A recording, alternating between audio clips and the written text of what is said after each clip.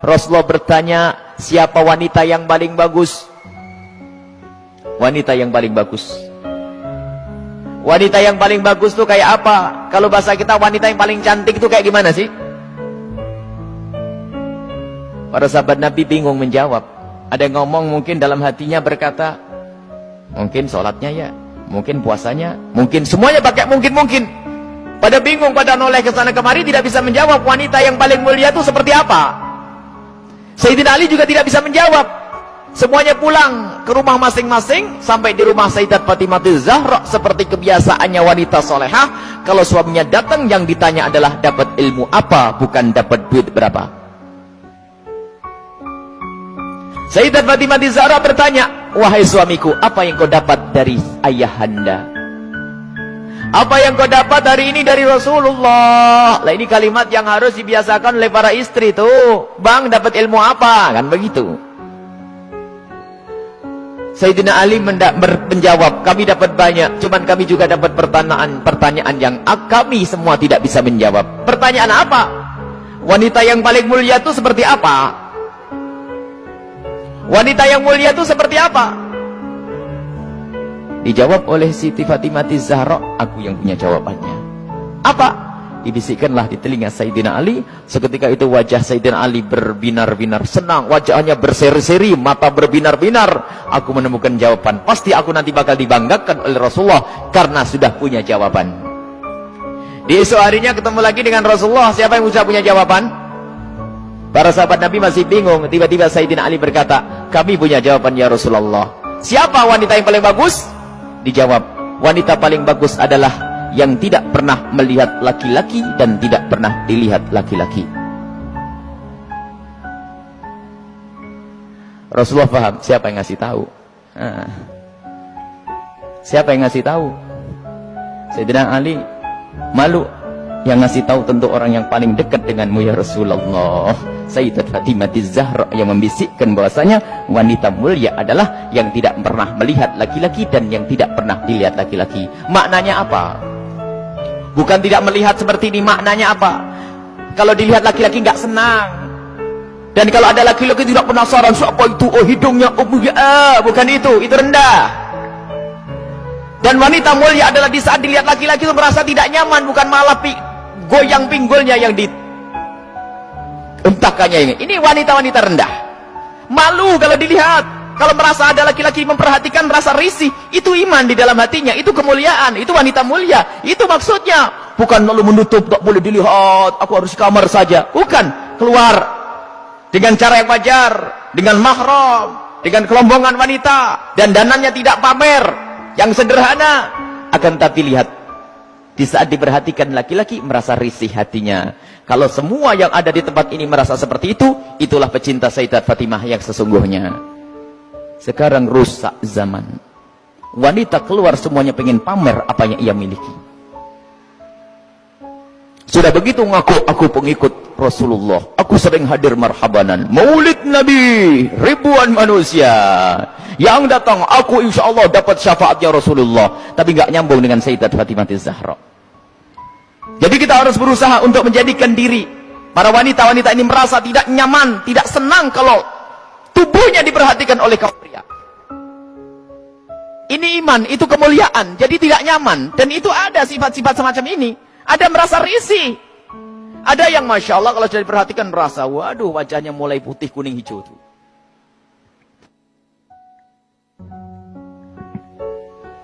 Ada kalau sudah diperhatikan laki-laki berubah semuanya. Mulai cara berjalannya, mulai cara ininya Masya Allah. Sampai cara ngomongnya di model-model. Pasti itu wanita yang tidak pernah kenal Sayyidat Fatimah Zahra. Dan ini maksudnya tidak melihat dan tidak dilihat itu adalah menjauhkan hari hatinya. Rasa senang pamer dan dananya. Sampai suara pun dijaga. Suara dijaga Sayyidat Fatimah Zahra, suara dijaga dan rasa malunya sangat tinggi Sayyidat Fatimah Zahra.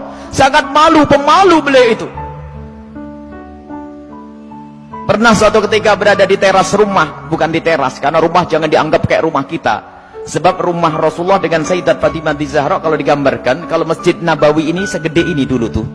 Masjid Nabawi kurang lebihnya seperti ini, seperti Masjid Taqwa ini sebelum dikembangkan. Jadi rumah Rasulullah itu Rumah Sayyidat Fatimah Zahra ada 5x5 di situ. Seberangnya ada rumahnya Sayyidi Aisyah, di belakangnya ada rumahnya Sayyidah Saudah. Kemudian nanti istri Rasulullah yang lainnya ada dijajar begitu. Jangan dianggap rumahnya di kampung sana, di kota sini, bukan. Jadi rumahnya hanya kecil-kecil begitu.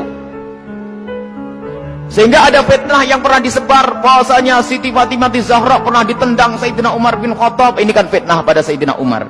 Memangnya nggak ada yang kedenger yang lainnya. Kecil begini, kalau sampai Siti Fatimah sampai jerit-jerit nangis pasti kedengaran. Ada ya sekelompok orang yang berdusta mengatakan Siti Fatimah Zahra meninggal karena dipukul oleh Sayyidina Umar bin Khattab, perutnya sampai keluar. Ini lucu cerita ini. Dipikir rumahnya itu di kampung sana ya, kampung sini, bukan. Itu loh rumah Siti Fatimah. Kalau ada di sekitar masjid ini, mepet. 5x5, 4x3, rumahnya itu rumah dipikir rumah kayak apa begitu, bukan.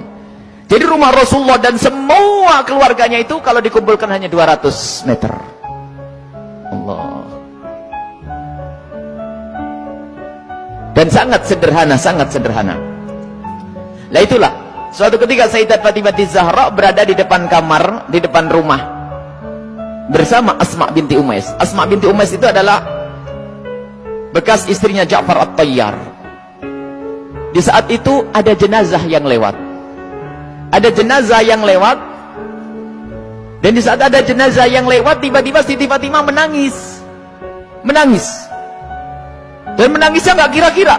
Sampai Asma ketakutan. Kenapa wahai binti Rasulillah, wahai putri Rasulullah, engkau menangis seperti itu? Ada apa? Kenapa engkau menangis? Baru setelah reda bisa menjawab, aku menangis, aku nanti pasti akan mati. Tentu engkau akan mati. Engkau akan mati.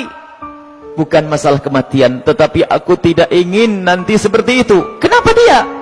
Lihat, semua orang yang meninggal akan diperlakukan seperti itu, dibungkus dengan kain kafan, lalu diangkat di kepalanya manusia, lekuk-lekuk tubuhnya terlihat. Alangkah malunya aku nanti jika aku mati, lalu diangkat di atas kepala manusia, lalu lekuk-lekuk tubuhku terlihat. Oh, mikir lekuk tubuhnya. Subhanallah. Setelah mati itu yang digambarkan, bukan waktu hidup. Ini ngaku pecinta Fatimah Zahra, ngaku pecinta Sayyidat Fatimah Zahra, tidak pernah merasa risih lekuk tubuhnya dilihat orang. Jadi Siti Fatimah Zahra itu merasa malu kalau nanti dilihat setelah meninggal. Lalu Asma bercerita, wahai Fatimah, waktu aku di Habasyah, aku melihat ada orang itu, kalau ada orang meninggal, itu dibuatkan satu kotak.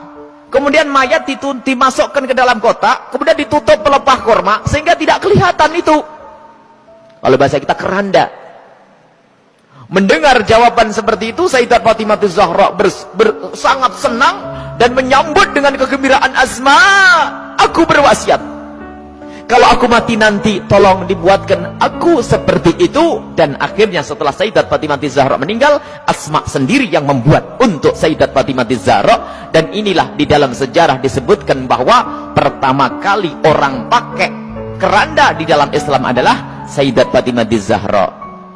Bukan masalah pertamanya, tapi kita harus tahu maksudnya apa. Ini loh yang penting. Maksudnya adalah menjaga kehormatan. Padahal juga nggak apa-apa orang mati, kelihatan auratnya pun tidak dosa. Orang meninggal tidak ditanya lagi oleh Allah. Akan tapi rasa malunya Sayyidat Fatimah Zahra sampai menghantarkan beliau untuk berwasiat kalau meninggal nanti agar dibuatkan yang demikian ini. Dan termasuk wasiat yang lainnya apa? Agar dikubur di malam hari. Tidak ingin, masih ingin, takut kalau dilihat oleh orang. Inilah Sayyidat Fatimah Zahra. Jadi rasa malunya luar biasa. Dan ini pendidikan dari Rasulullah SAW. Memang kita harus banyak mencontoh beliau. Rasa malu ini mahal. Kalau sudah malu ini dicabut dari seseorang, maka semuanya akan dilakukan dari keharaman. Rasa malu ini kemuliaan, malu yang sesungguhnya. Malu kepada Allah, malu kita melakukan kemaksiatan. Dan malunya seorang wanita itu adalah kemuliaan. Siti Fatimah adalah suri toladannya.